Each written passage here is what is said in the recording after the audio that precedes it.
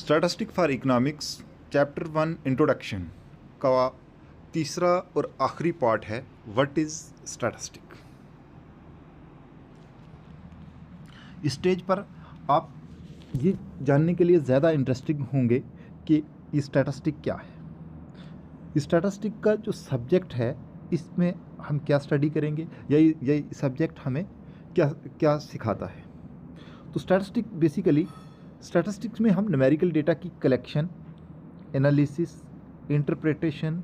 और प्रेजेंटेशन को स्टडी करते हैं। ये जो इसके 4 पार्ट्स हैं, collection, analysis, interpretation and presentation, ये आने वाले 3-4 चैप्टर्स में इन डिटेल डिस्कस किया जाएगा। आपको 1 बाय 1 बताया जाएगा कि what is the collection of data, what are the sources of the collection of data, how to collect the data, what are the method through which we can collect the data, then analysis of the data, interpretation और presentation of the data। ये सारे के सारे आने वाले 2-3 chapters में आपको अच्छी तरह से पढ़ाया जाएगा। यहाँ पर हम एक ब्रीफ इंट्रोडक्शन देख रहे हैं कि स्टैटिस्टिक्स में हमने स्टैटिस्टिक का सब्जेक्ट क्या डील करता है। स्टैटिस्टिक एक मैथमेटिक्स की ब्रांच है, ये it's a branch of mathematics, लेकिन इसमें हम accounting, economics, management, physics, finance, psychological, sociological, even today तो मॉडर्न साइंस के सब्जेक्ट्स भी इंक्लूड होते हैं। जब हम रिसर्च करते हैं तो सारे साइंस के सब्जेक्ट्स में भी स्टैटिस्टिक को अंडरस्टैंड किया जाता है, क्योंकि वहाँ भी हमें डेटा को प्रोसेस करना पड़ता है। तो इस तरह से स्टैटिस्टिक्स आज की डेट में सारे सब्जेक्ट्स में इसको पढ़ा जाता है। लेकिन यहाँ पर हम इंटरेस्टेड हैं उस डेटे को लेकर जो कि इकोनॉमिक्स की फील्ड के साथ रिलेटेड है। अच्छा, बहुत सारे ज़्यादातर जो डेटे होते हैं वो क्वांटिटेटिव इन नेचर होते हैं। क्वांटिटी बेसिकली वो डेटा होता है जो मेजरेबल होता है, जो काउंटेबल होता है। फॉर एग्जांपल एक स्टेटमेंट दी हुई है, जैसे कि production of rice in India में राइस की जो प्रोडक्शन है वो 39.58 मिलियन टन थी इन 1974-75 टू, और इससे बढ़कर इंक्रीज़ होकर 2013-14 में वो 106 मिलियन टन हो गई। ये एक क्वांटिटेटिव डेटा की एग्जांपल है कि जिसमें एक क्वांटिटी है, एक मेजरेबल चीज़ है, एक न्यूमेरिकली फिगर है, जिससे हम ये कह सकते हैं कि ये फिगर 1974-75 में 39.58 मिलियन था, जो कि वहाँ से इंक्रीज़ होकर 106.5 मिलियन टन इन 2013-14 में हो गया। तो इसे कहते हैं न्यूमेरिकली, ये जो न्यूमेरिकली फिगर्स है, जो काउंटेबल फिगर है, तो इसको कहते हैं क्वांटिटेटिव डेटा। इसके अलावा डेटा क्वालिटेटिव इन नेचर होता है, क्वालिटेटिव डेटा भी होता है जिसका इकोनॉमिक्स में बहुत ज़्यादा यूज़ होता है। इस डेटे में हम क्या करते हैं कि किसी पर्सन या ग्रुप ऑफ पर्सन के फीचर्स को स्टडी करते हैं, उसके एट्रीब्यूट्स को स्टडी करते हैं। कौन कौन से एट्रीब्यूट, फॉर एग्जांपल जैसे कि हम जेंडर की बात करते हैं, तो हमें इस एट्रीब्यूट से ये पता चल सकता है कि ये मैन है या वुमेन है, बॉय है या गर्ल है। इसके अलावा हम डिग्री ऑफ एट्रीब्यूट्स को भी स्टडी करते हैं, जैसे like, better, worse, sick, healthy, more healthy, unskilled, skilled, highly skilled etcetera. ये सारे के सारे एट्रीब्यूट्स हैं। इन एट्रीब्यूट्स का इकोनॉमिक्स और सोशल साइंस में बहुत ज़्यादा यूज़ होता है, तो ऐसी ये जो इन्फॉर्मेशन है ये किसी एक पर्सन या ग्रुप के लिए भी हो सकती है। इसके अलावा आने वाली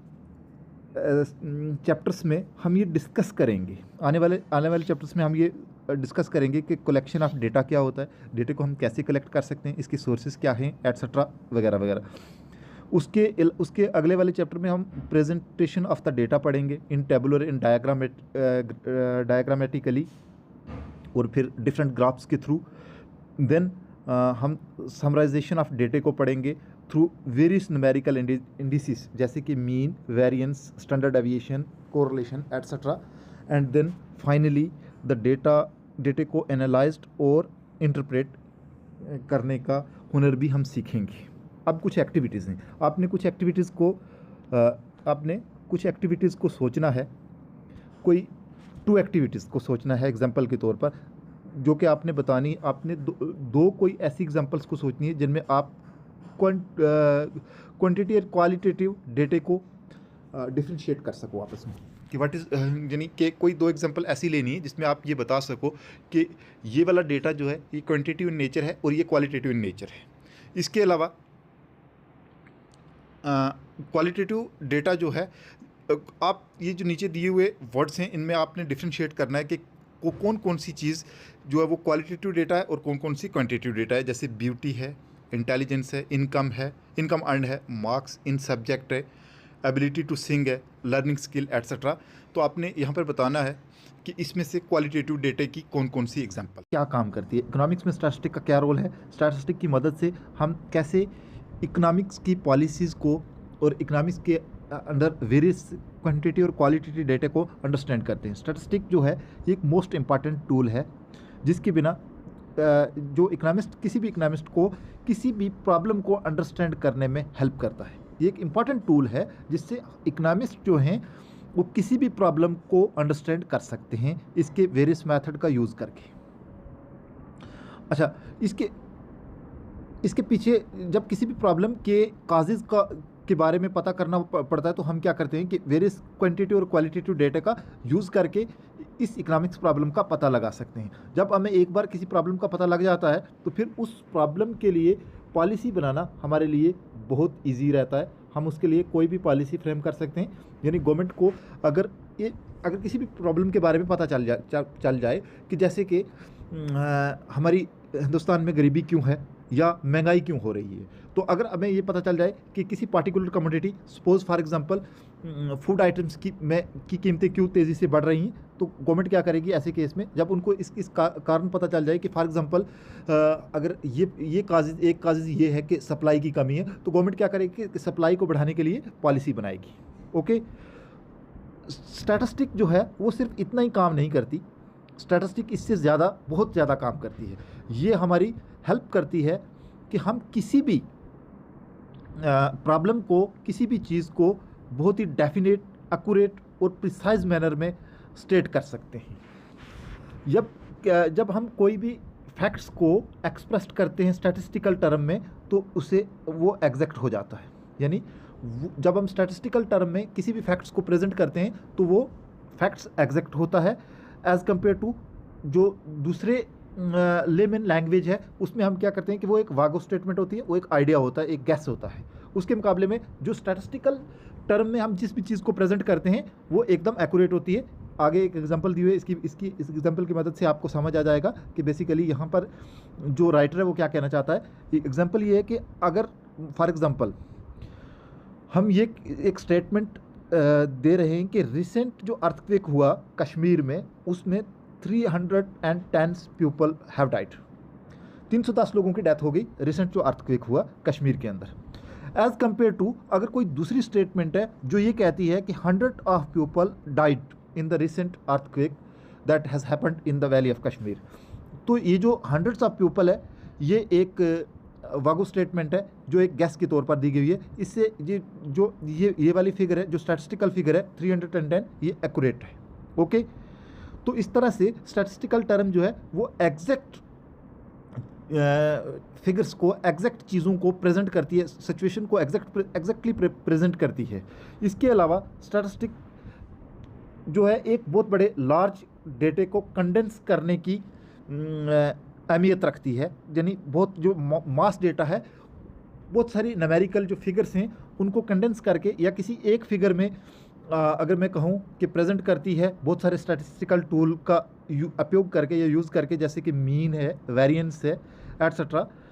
इसकी एक एग्जांपल मैं आपके सामने प्रेजेंट करता हूँ तो आप शायद समझ जाएंगे।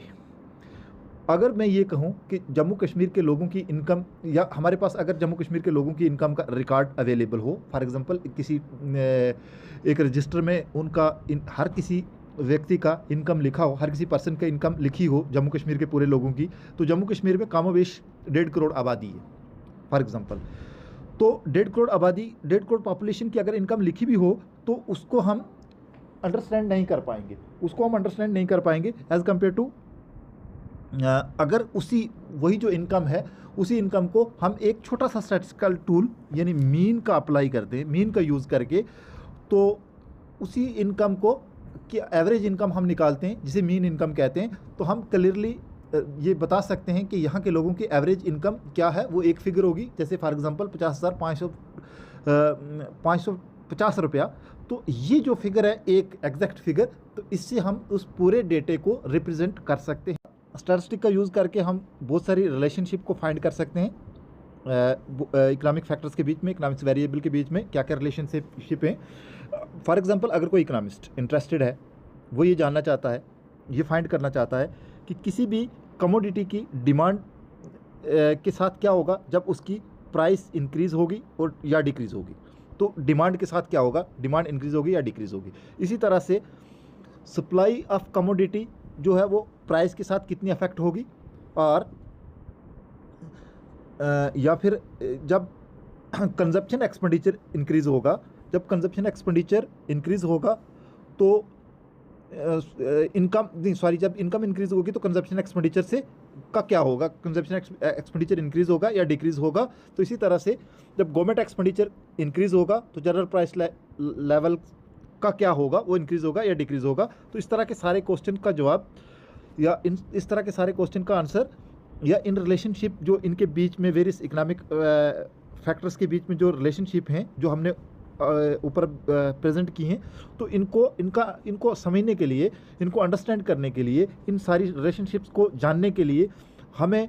बहुत सारे क्या इनके बीच में कोई रिलेशनशिप है या नहीं है, तो इस चीज़ को मेजर करने के लिए हम स्टैटिस्टिकल मेथड और टूल्स का यूज़ उपयोग करते हैं, ताकि हम इन रिलेशनशिप को इनकी आपस में रिलेशनशिप को अंडरस्टैंड कर सकें। इसके अलावा हम ये देखना चाहते हैं कि ये रिलेशनशिप आपस में, जैसे फॉर एग्जांपल कंजप्शन एक्सपेंडिचर